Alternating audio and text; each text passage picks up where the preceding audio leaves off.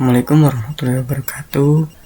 Selamat siang, perkenalkan nama saya Davin Syufi Rahmatullah dengan NBI 14124000044. Pada video ini saya akan menjelaskan tugas CTS dari desain jaringan dan komunikasi data. Video ini akan terbagi menjadi dua bagian utama. Yang pertama yaitu penjelasan tentang fungsi setiap layer pada model OSI, perbedaan antara model OSI dan juga TCP/IP, lalu model mana yang akan saya pilih dan alasannya.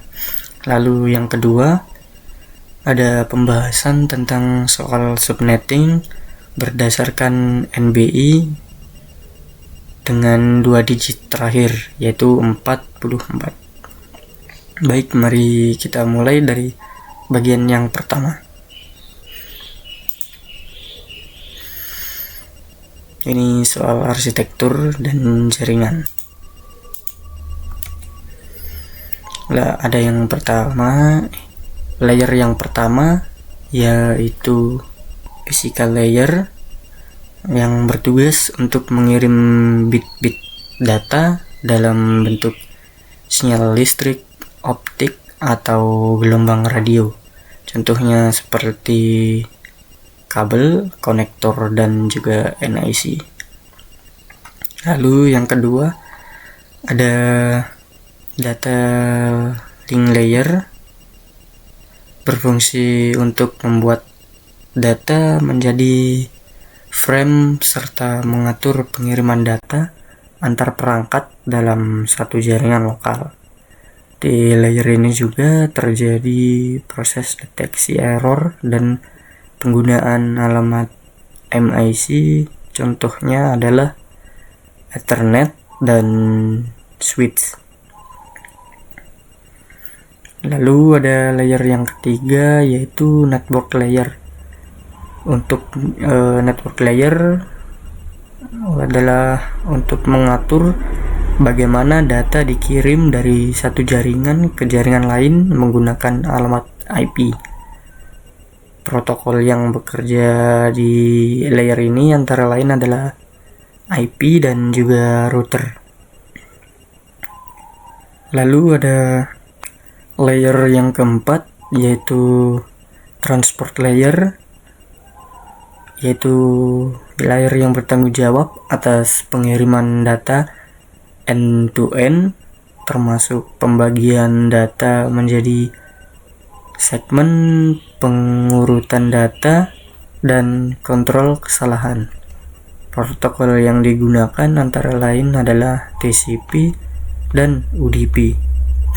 Lalu ada layer yang kelima yaitu session layer, berfungsi untuk membangun, memelihara, dan mengakhiri sesi komunikasi antara dua aplikasi. Lalu ada layer yang keenam, presentation layer, yang bertugas untuk mengubah format data agar bisa dimengerti oleh sistem penerima, termasuk proses enkripsi, deskripsi, dan kompresi data. Lalu ada layer yang terakhir, layer 7, aplikasi, yaitu application layer adalah lapisan yang langsung berhubungan dengan pengguna. Contohnya adalah seperti HTTP, FTP, SMTP, dan juga DNS. Jadi secara singkat, OSI membantu kita dalam memilih alur komunikasi jaringan dari mulai bit fisik sampai aplikasi. Selanjutnya kita akan membahas tentang perbedaan OSI dan TCP/IP. Untuk perbedaan OSI dan TCP/IP dari segi modelnya, OSI itu memiliki 7 layer. Nah, sedangkan TCP/IP hanya terdiri dari 4 layer yaitu application, transport, internet, network access, dan juga link. lebih praktis dan berorientasi dari protokol. Lalu dari segi pendekatan,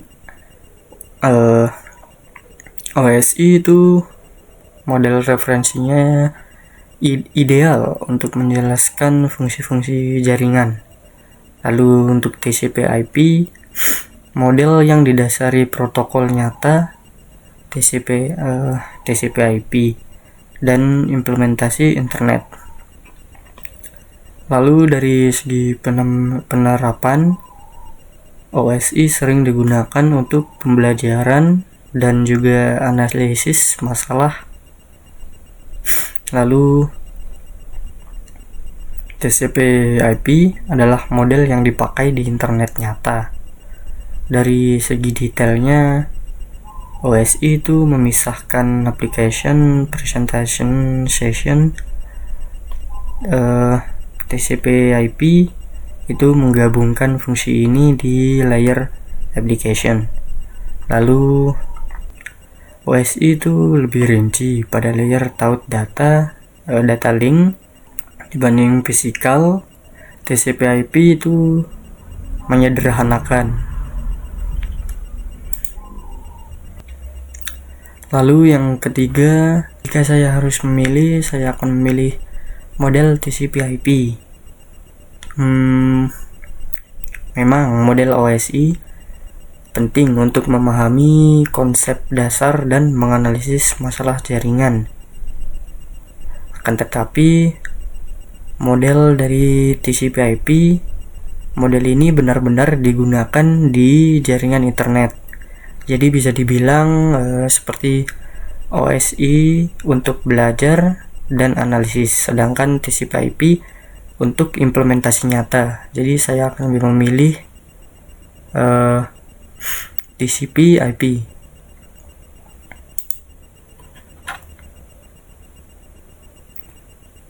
Lalu kita akan masuk pada sesi soal subnetting. X adalah 4, Y adalah 4, 2 digit dari NBI terakhir saya, 44.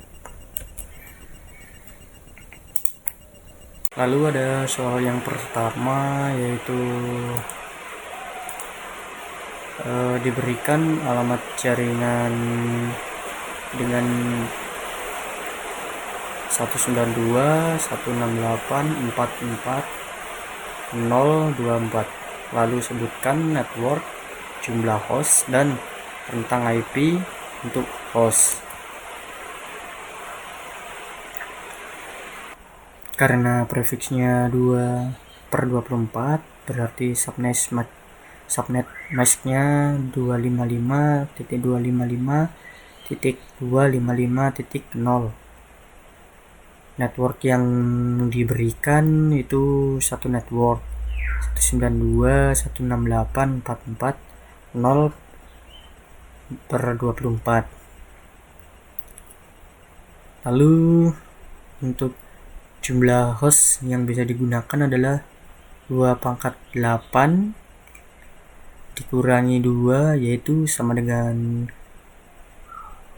254 host. Lalu ada rentang alamat IP-nya, yaitu dari 192.168.44.1 sampai 192.168.44.254. Network address-nya adalah 192.168.44.0 dan broadcast address-nya adalah 192.168.44.255. Lalu ada soal yang kedua, yaitu diberikan alamat 172.16.00/16. Jika dibutuhkan sejumlah X1 subnet 16 harus dirubah menjadi subnet apa? Alamatnya adalah 172.16.00/16 dan kita diminta membuat X1 subnet. di mana X1 sama dengan X yaitu 4. Lalu kita cari berapa bit tambahan yang dibutuhkan. Dari rumus 2 pangkat N itu harus lebih besar atau sama dengan jumlah subnet, berarti 2 pangkat 2 sama dengan 4. Jadi kita tambahkan 2 bit ke prefix 16 sehingga hasilnya tuh 18. Lalu subnet max barunya adalah 255.192.0. Maka subnetnya menjadi 4 bagian, yaitu 172.16.00/18. Lalu yang kedua 172.16.64.0/18. Lalu 172.16.128.0/18. Lalu yang terakhir 172.16.192.0/18. Jadi setiap subnet memiliki 16.382 host yang bisa digunakan. Jadi subnet per 16 harus dirubah menjadi subnet 18. Lalu soal yang ketiga, diberikan alamat 172.16.44.024. Tentukan network address dan broadcast address.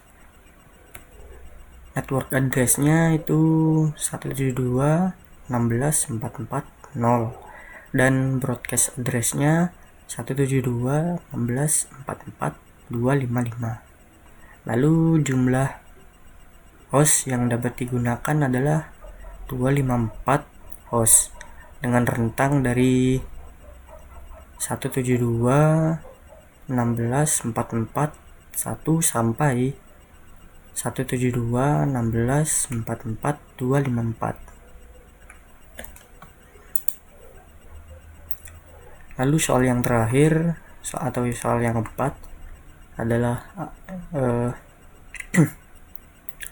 alamat 192.168.20.024. Berapakah jumlah host yang tersedia per subnetnya?